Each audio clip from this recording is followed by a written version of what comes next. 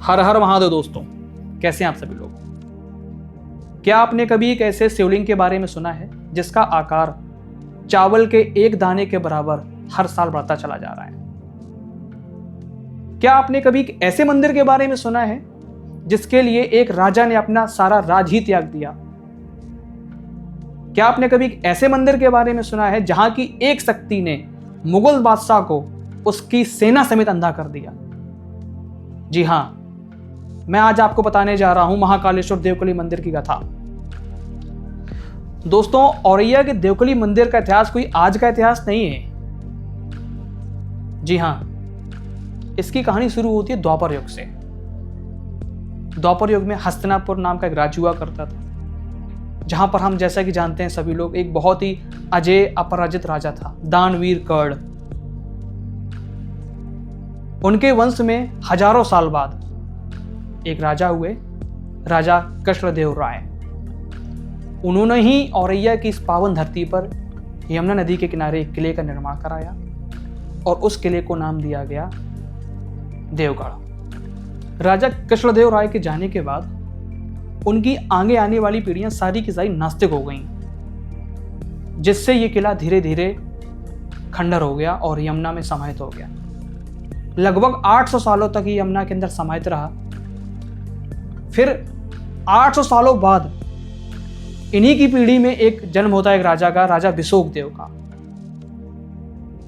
दोस्तों, आगे चलकर राजा बिसोक देव ने अपने पूर्वजों की राजधानी को बसाया, जिसका नाम उन्होंने रखा करणखेड़ा। और आगे चलकर उनका विवाह होता है कन्नौज के राजा की बहन देवकला से, जो कि शिव की एक बहुत अटूट प्रेमी थी, और उनको उनके विवाह में 145 गांव दान में दिए गए थे। दोस्तों, शादी के तत्पश्चात राजा बिसोक देव किले के जीर्णोद्धार के लिए निर्णय करते हैं एवं उसके आंगन में खुदाई कराना शुरू करते हैं। खुदाई के दौरान उनको एक बीच आंगन में विशाल शिवलिंग प्रकट होता है। वो उसको उखाड़ने का आदेश देते हैं, परंतु उस शिवलिंग की गहराई की कोई सीमा नहीं थी। उसी दौरान उनकी पत्नी देवकला अपनी कुल देवी मां मंगला काली के दर्शन के लिए प्रस्थान करती हैं।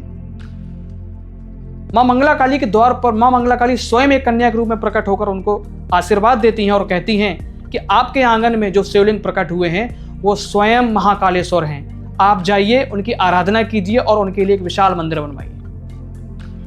दोस्तों, मंदिर से लौटने के बाद देवकला महारानी अपने राजा बिसोक देव को अपने साथ हुए घटनाक्रम के बारे में बताती हैं, लेकिन राजकाज में व्यस्त रहने के कारण राजा उनकी बात को अनसुनी कर देते हैं।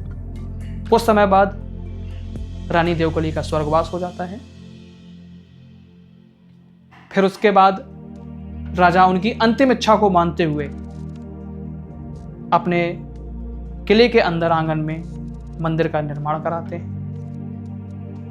दोस्तों, ये एक ऐसा मंदिर है जो शिव के नाम ना होकर उनके भक्त के नाम पर है, देवकली मंदिर, क्योंकि महारानी का नाम या रानी का नाम देवकला था।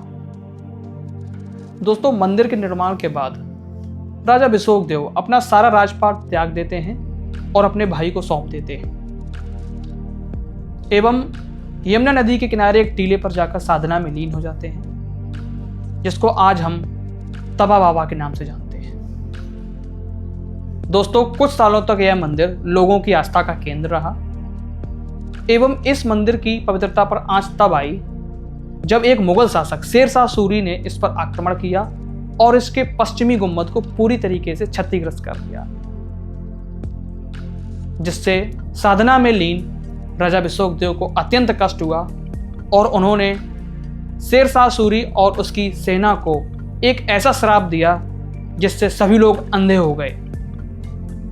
अपनी गलती को सुधारने के लिए शेरशाह सूरी ने यमुना नदी के किनारे राम सीता मंदिर का निर्माण कराया एवं एक विश्रांत घर का निर्माण कराया, जिसको आज हम शेरगढ़ घाट भी बोलते हैं।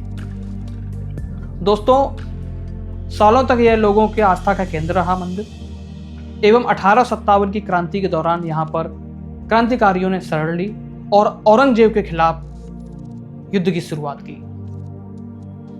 दोस्तों, आज ये मंदिर औरैया में देवकुली धाम के नाम से जाना जाता है, जो यमुना नदी के किनारे है। मंदिर बहुत ही भव्य एवं दिव्य है, जिसका संचालन एक ट्रस्ट के द्वारा किया जा रहा है।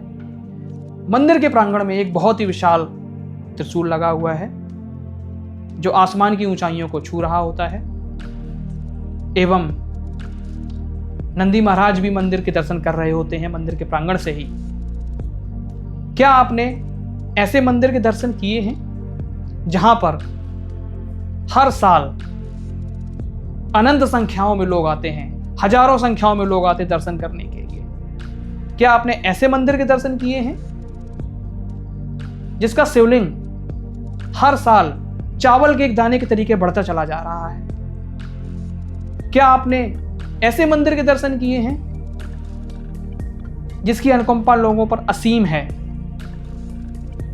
अगर नहीं किए हैं, आप आइए। औरैया जिले में स्थित है देवकुली धाम, यमुना नदी की तलहटी में।